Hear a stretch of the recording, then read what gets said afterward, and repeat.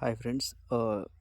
ముందు కాలంలో ఆరోగ్యానికి చాలా మేలు చేసేటటువంటి గడ్డల పంట ఇది. గెంజిగడ్డ లేదా మొరంగడ్డ అని పిలుస్తారు. సో ఇది వచ్చేసి అరౌండ్ 22 డేస్ అవుతా ఉంది ప్లాంటేషన్ చేసి. సో మా వద్ద వచ్చేసి 2 వెరైటీస్ అయితే ఉన్నాయి. మేజర్గా నేను ప్రిఫర్ చేసేదైతే నాటు వెరైటీ. లైక్ ఒకటి రెండు తీగలు మాత్రమే ఒక హైబ్రిడ్ వెరైటీ అనేది తీసుకురావడం జరిగింది. సో అది కూడా యాక్సిడెంటల్గా వచ్చాయి. ఎందుకంటే హైబ్రిడ్ దాంట్లో అంత పోషకాలు అయితే ఉన్నట్టుగా నాకు అనిపించలేదు. ఎందుకంటే రుచిపరంగా కానీ అనేక విధాలుగా చూసినప్పుడు నాటు వెరైటీ అనేది చాలా బెస్ట్గా అనిపించింది. సో నేను అందుకు వచ్చేసి హైబ్రిడ్వి ఇక్కడ ఒక తీగ, అలాగే ఇక్కడ ఒక తీగ మాత్రమే ఉన్నాయి.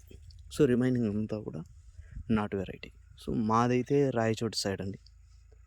నేను వచ్చేసి లైక్ మా పెద్దవాళ్ళు అంటూ ఉన్నారు, మా నాన్న వాళ్ళు, అరే గెంజిగడ్డ తినాలరా, ఇప్పుడు ఎక్కడా లేకుండా వెళ్తూ ఉంది అని చెప్పి అంటున్నారు.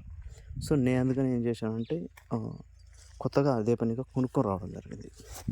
సో వీటి కాస్ట్ వచ్చేసి దగ్గర చాలా ఎక్కువగా తీసుకున్నారు. సో అదంతా సెకండరీ. బట్ కానీ ఆరోగ్యానికి చూసినట్టయితే చాలా మేలు చేస్తుంది, అందుకని తీసుకురావడం జరిగింది.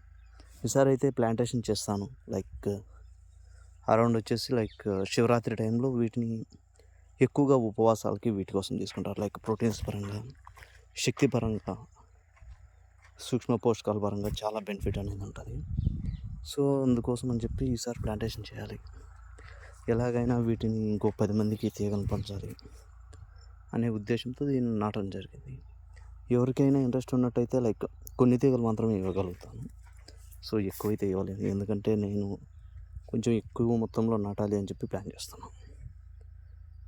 అందుకోసమని సో ఒకవేళ గడ్డలు లైక్ ఈసారి వర్షాలు తక్కువ ఉన్నాయి, సో ఏమవుతుందో తెలియదు. లైక్ ప్లాంటేషన్ చేసినట్టయితే ఖచ్చితంగా సేల్ అయితే పెట్టడం జరుగుతుంది. మీకు ఒకసారి ఇన్ఫామ్ చేస్తాను, లైక్ ఇదే యూట్యూబ్ ద్వారా. ఎవరికైనా ఇంట్రెస్ట్ ఉన్నప్పుడు అప్పుడు తీసుకోవచ్చు.